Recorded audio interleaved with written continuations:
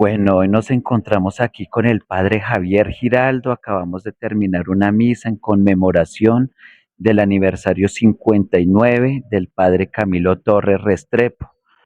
Padre, ¿qué le diría Camilo Torres Restrepo hoy al ELN?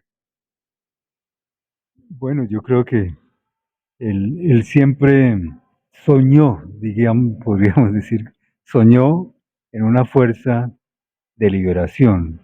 En ese momento, el que ha interpretado profundamente la posición de Camilo es François Huttard. Él muestra que realmente en el momento en que vivió Camilo, en casi todos los países de América Latina había movimientos guerrilleros y estaba recién eh, triunfado, digamos, el de Cuba, La revolución en la cubana, Revolución sí. Cubana. Y no había otros caminos para cambiar estos países, era el único era La lucha el de la armada. lucha armada.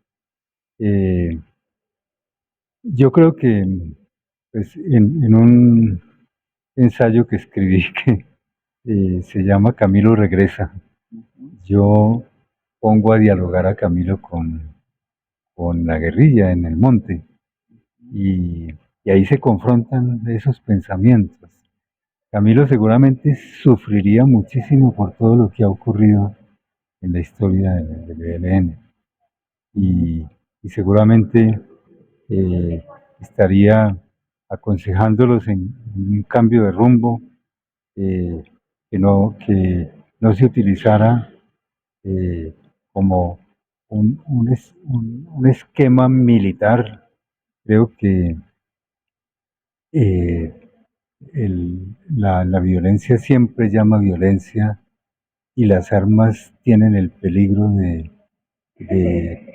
de incentivar más el poder que otra cosa. Y eso no era el pensamiento de Camilo.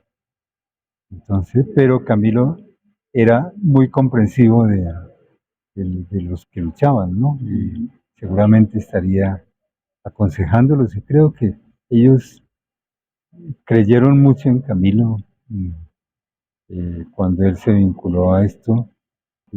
Él pensaba que la revolución era algo que venía rapidísimo, estaba a la vuelta de la esquina porque las manifestaciones que lo acogían a él eran multitudinarias. Entonces él pensaba que la revolución iba a llegar ya y que él después iba a pedir una parroquia rural porque él quería seguir siendo sacerdote, ¿no? Eh, Sin embargo, se vio envuelto en todo esto, eh, algo muy complicado, la lucha armada trae siempre problemas de ese tipo y lleva siempre a, eh, luchar por el poder y, y seguramente Camilo no hubiera compartido todo eso, ¿no? Relacionando a Camilo Torres Restrepo con el presidente Gustavo Petro en dos sentidos. Uno, para ambos el tema del amor ha sido importante. Camilo Torres pregonó siempre y fue muy consecuente con el amor eficaz. Ujú. Para el presidente Gustavo Petro la política, el amor y también siempre su actitud y su discurso ha sido a construir más desde el amor. Eso, Uh-huh. un concepto del tema del amor. Y el otro concepto, de pronto, la necesidad de la unidad popular. Camilo Torres Restrepo luchó por el Frente Unido, por unir las diferentes fuerzas, por lograr esa unidad popular para derrotar a la oligarquía en su momento. Para Petro creo que también ha sido una necesidad, una apuesta, la lucha y la unidad popular. Ambos creyeron en un primer momento que la necesidad del cambio tenía que ser a partir de la revolución armada, ¿cierto? La lucha armada, Petro como guerrillero del M-19. ¿Cómo ve usted un poco esta relación con lo que le acabo de plantear? Sí, no, yo creo que pues el proyecto, incluso íbamos a sacar hoy un folleto, estaba centrado en eso, el proyecto político que al mismo tiempo era humanístico de Camilo, era la unidad popular. Y él tiene toda un análisis, una teoría, un discurso sobre cómo construir unidad. No es con con los sectarismos de derecha y de izquierda y de los grupos y de los partidos. Él es enemigo de los partidos, Sí, enemigo inclusive de las en eso se parecen. organizaciones que se centran en el poder. Es enemigo de todo eso. Por eso la, la, la predicación del amor eficaz es distinta, no es partidista, no es sindicalista, no es organizacionista, sectarista, sino que es... eh, Realmente integral. él tiene una frase que se hizo lapidaria, que es: busquemos lo que nos une eh, y, digamos, insistamos en lo En que lo que nos nos une une y no en lo que nos y no en divide. lo que nos divide. ¿Sí? Y esa fue uno de los principios de su proyecto político, ¿no? El buscar la unidad. Desgraciadamente, pues él fue tan fugaz, pero después eso llevó, fue a divisiones entre toda la izquierda y nunca se ha podido llegar como a una, a una unidad verdadera, popular.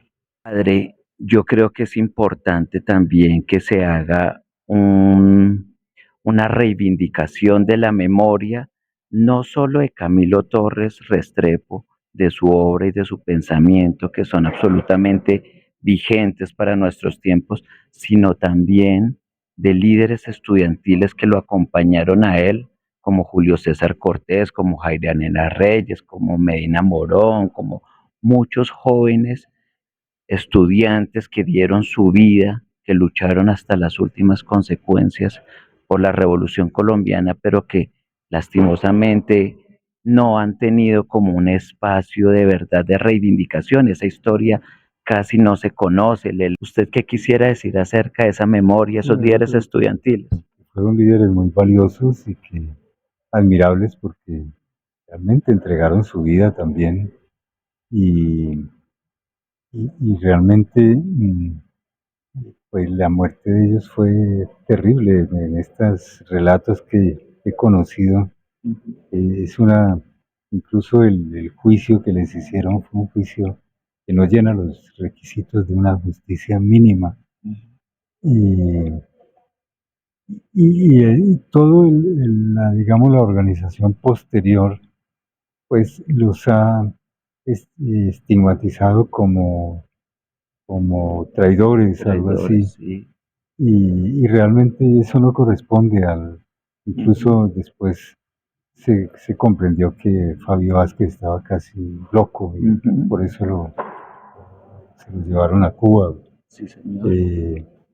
Eh, yo creo que, por ejemplo, la comandancia de Manuel Pérez fue distinta.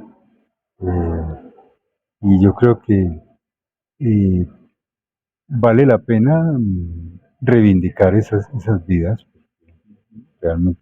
De pronto, el hallazgo de los restos puede ser una ocasión para reivindicarlo, aunque desde el punto de vista de la organización creo que todavía sigue ese estigma de la traición, pero es como una especie de dogma que se impuso mm, porque, digamos, el respeto al comandante siempre es una parte importante de toda organización, pero realmente el, el, el ELN que Camilo buscó no era ese, ¿no? Yo creo que esa podría ser una ocasión para reivindicar esas vidas, ¿no? Que fueron vidas valiosas y, y fueron, sí, fueron vidas sacrificadas por un mundo mejor. Un poco del momento histórico que está viviendo nuestro país. Creo que es un momento trascendental. La llegada a la presidencia de Gustavo Petro generó muchas expectativas. Sin duda se han logrado cambios a pesar de todas las adversidades, de toda la oposición que ha evitado estas reformas sociales, estos cambios. ¿Cómo analiza usted este momento histórico que atraviesa Colombia, padre? Pues es muy difícil, eh, porque yo creo que pues las propuestas de cambio, de apoyarse en el pueblo, de saldar muchas deudas con las clases populares, eso es muy valioso, ¿no? Pero sin embargo, la oposición ha sido terrible, toda la derecha, la oligarquía, no ha permitido eh, desarrollar todas estos, eh, estas propuestas y eso es lo que tiene al país en un caos realmente. Ya queda muy poco tiempo y el mismo Petro yo creo que en la última etapa ha dado muchos bandazos a un lado y al otro. En un momento dado él dice que va a hacer unas componendas con neoliberalismo, con la clase política, para ver si le aprueban los proyectos en el Parlamento, pero después dice que no, que se equivocó, que va a ir a apoyarse solamente en los sectores populares, en los indígenas. Entonces, va ¿Qué para... sería lo más subversivo que puede hacer un ser humano? No, yo creo que, por ejemplo, entre las reflexiones de Camilo, las reflexiones de muchos movimientos humanistas eh, en el campo económico, el campo educativo, el campo político, el campo cultural. Hay muchas ideas sobre sobre el tapete allí que eh, son como invitaciones para que estos movimientos sociales eh, que en este momento se han multiplicado mucho en Colombia, los movimientos sociales regionales, ¿no? A pesar de que la represión sigue muy fuerte contra ellos. El El paramilitarismo, sí. paramilitarismo y la matanza de líderes sociales es aterradora en este momento. Y sin embargo, esos movimientos se siguen desarrollando, ¿no?